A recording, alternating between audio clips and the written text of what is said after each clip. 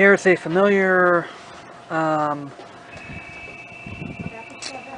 here's a familiar battle that's going to be taking place on the racing front, and this is the Wii U.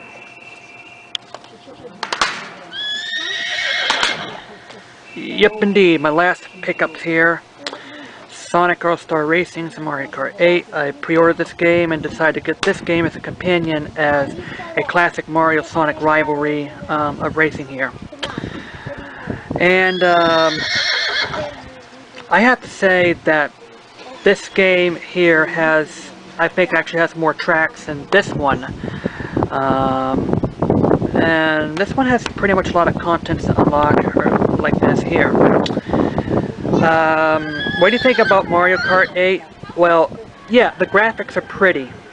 It's gorgeous graphics, and the new track designs are, you know, like this, and you actually go upside down. Well, actually, the screen actually, the camera actually turns upside down when your character turns upside down. And so, yeah, I think we had actually kind of the same thing happen towards the last Rainbow Road in the Mario Kart Wii. But I have to say that Mario Kart 8, it wasn't worth $60. Really, the $60 for, you know, yeah, it's a candy wrapper of a graphics. Yeah, the gameplay is great and the graphics are good.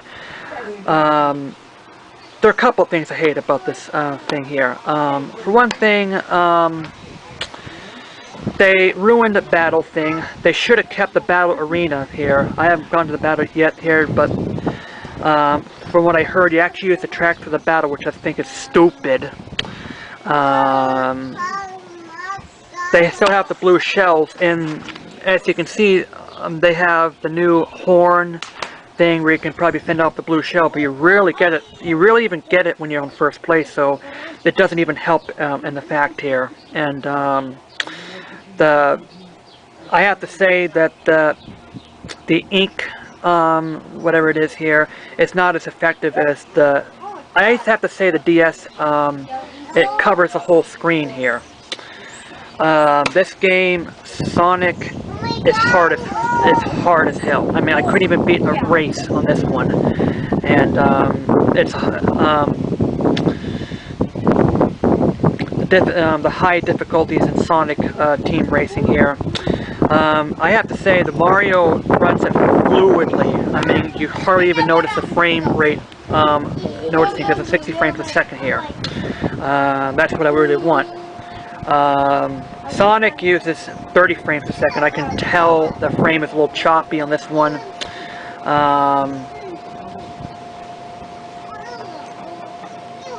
But both of them are not bad games, and but I have to say the Sonic and Sega All-Star Racing is a very, very difficult game. And I'm really a gamer, and this place here. But anyway, Mario Kart 8, well, it's not quite up to the hype as it used to be.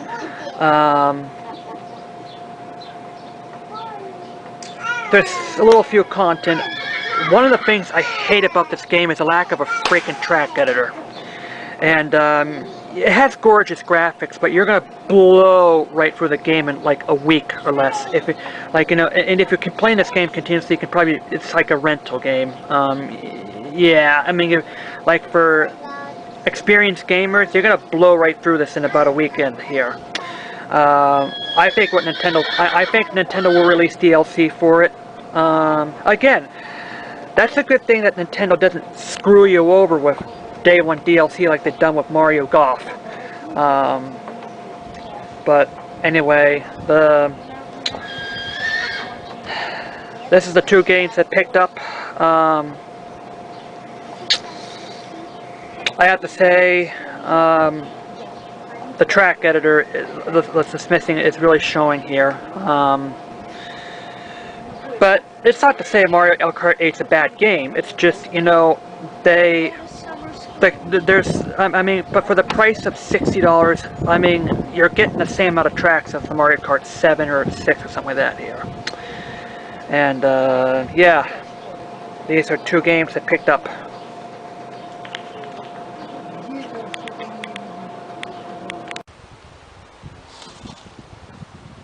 Yeah, welcome to Bob Wrench video episode.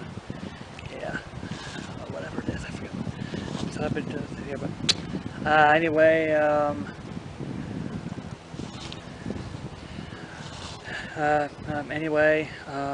the other thing about Mario Kart 8 is I also have to admit that they've built up the tracks, the retro tracks, or the other 16 tracks that they have over here. That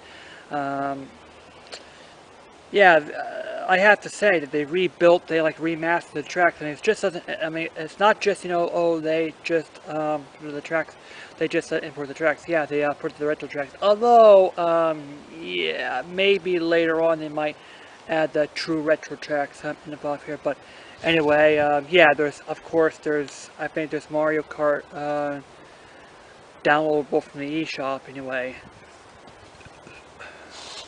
Super Mario Kart for the Super Nintendo from the eShop anyway.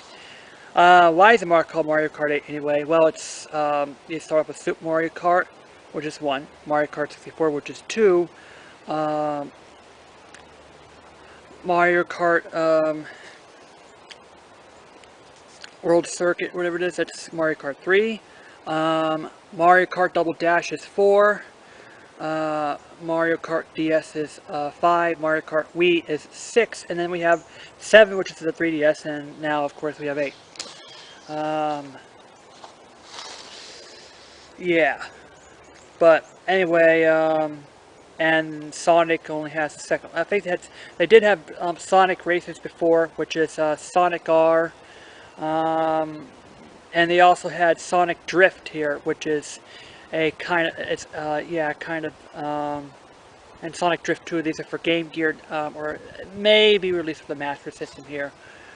But yeah, this is Sonic Drift for the Game Gear. So they did have some. So yeah, it's probably like 4 or 5 racers here, but they did offer 2 of them for the Game Gear back at the point here. One game I would love for Nintendo and Sega to is called Mario Kart Cross Sonic All-Stars Racing. Yeah, like imagine like, hey, I can do Sonic Racing and put the Sonic cars in Mario Kart's tracks here. But yeah, the reason why I played a companion is because kind of like a kind of like the classic rivalry that is, yeah. Yeah, the graphics are not as great. Well, it's because it was released earlier. Not to mention the fact that it's not to mention the fact that this was I think it might be released near launch or something like that. But anyway, speaking of Nintendo, the new content ID system here, what Nintendo's producing here, they're kind of coming in the right direction. But really, Let's Plays, video game reviews and stuff like that, that's fair use, alright? I mean, why do you have to, that's over here. But when you're using a content under fair use, and I say, hey, oh yeah, I read about the new Harry Potter book, and then what I think about it, and then J.K. Rowling comes by to me and says, I'm going to sue you for using that content. I don't care if you're reviewing or reviewing your content here. Yeah, that's why we have fair use and to review it like this. I can understand,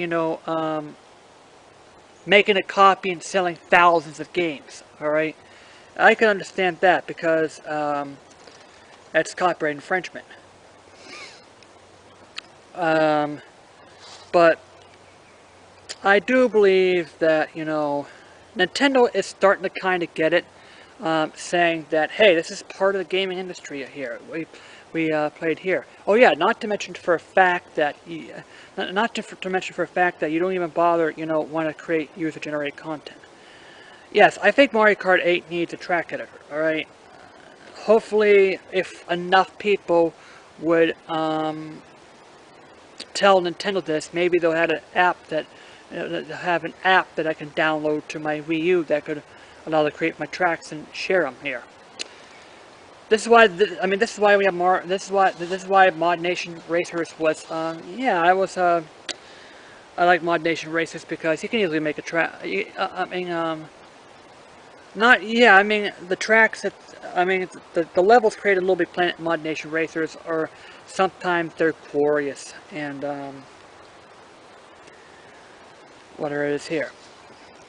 Okay. Speaking of which, the news. Only 1 week left. Well, a week and a half left until E3 comes out. Sony has revealed that they're making profits of the PlayStation 4, and Microsoft is, and as you can see, Microsoft has lowered the price of $500. So if Sony can drop the price of the PS4 to $300, yeah, it could, yeah, I mean it could make a new twist on the gaming element, and it could actually undercut Nintendo's. It could undercut Nintendo's because I think the Wii U is right now $300, and because if we cut the price of the PS4 to $300, it would pretty much match the price of the Wii U. Not to mention it's more powerful.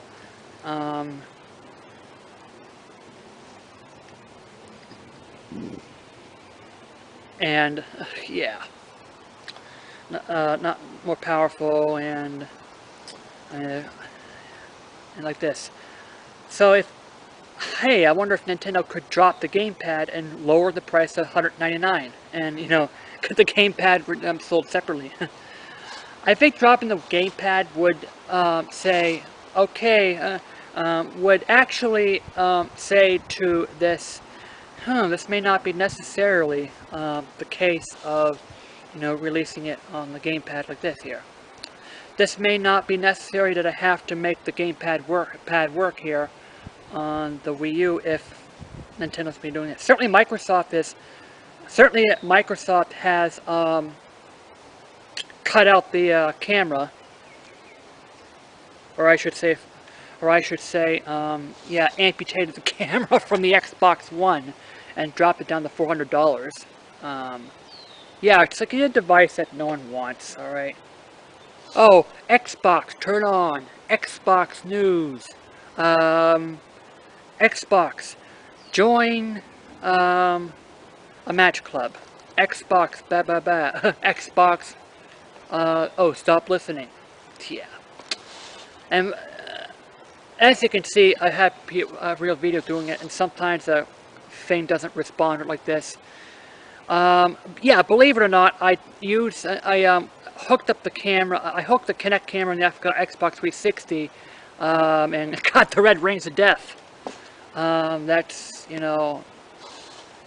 but seriously, at that point, I just don't even care about it. I mean, I have a PC. I mean, I have Spark on my PC, Project Spark on my PC, and I'm like, why do I need an Xbox just for Spark where I can just get on PC? I think I can get.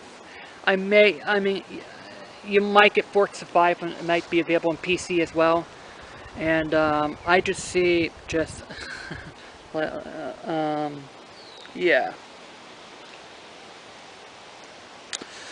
But anyway, E3 is coming out next year, which is going to be the first E3 that will be since this generation's in full swing now. Every console is out now.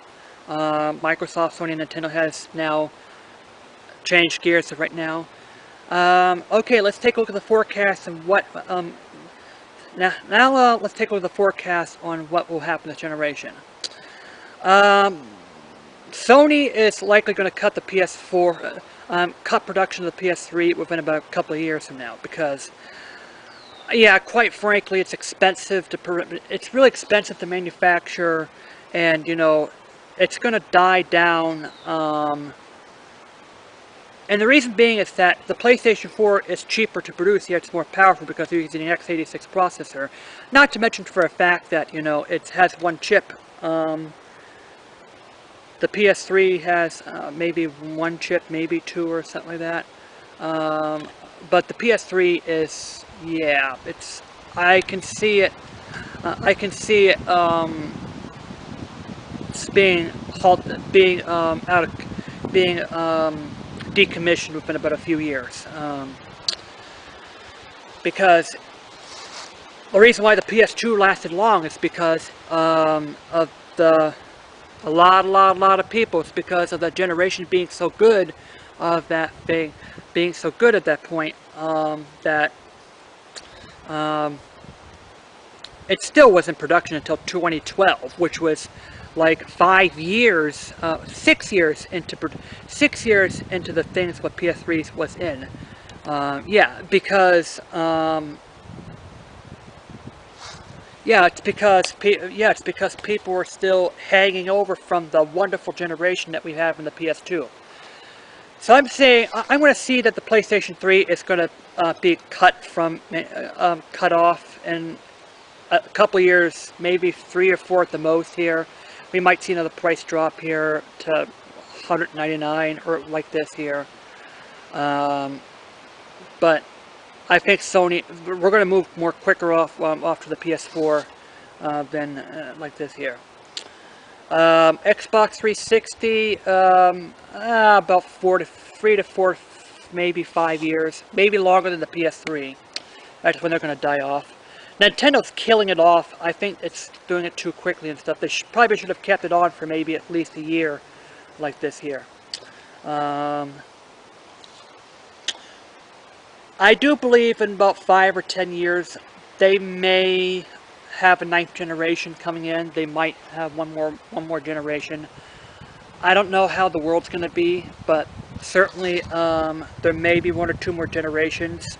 It's going to be less infancy on the discs, but might be a good chance that the next system may or may not use discs, depending on like that.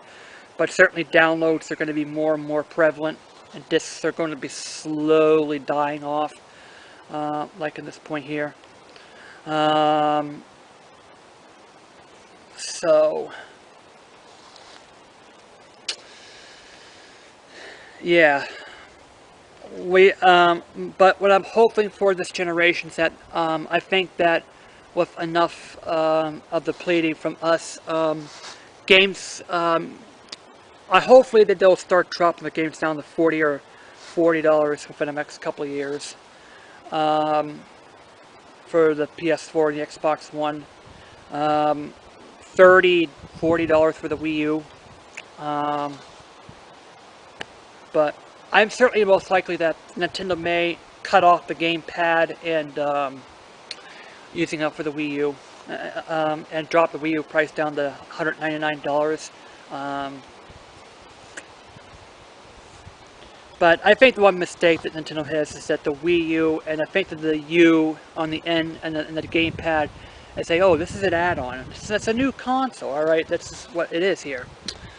Yeah.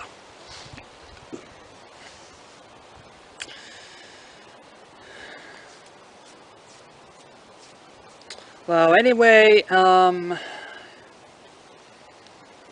E3 is coming out in a couple of more weeks from now.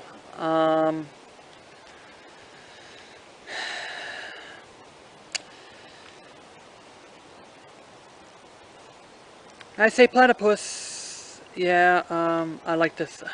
Yeah, Directed Bomb. I like. Hopefully, I'll be able to. Start podcast. If not, I can be able to. Like this. But anyway, JD out. Adios. Yeah.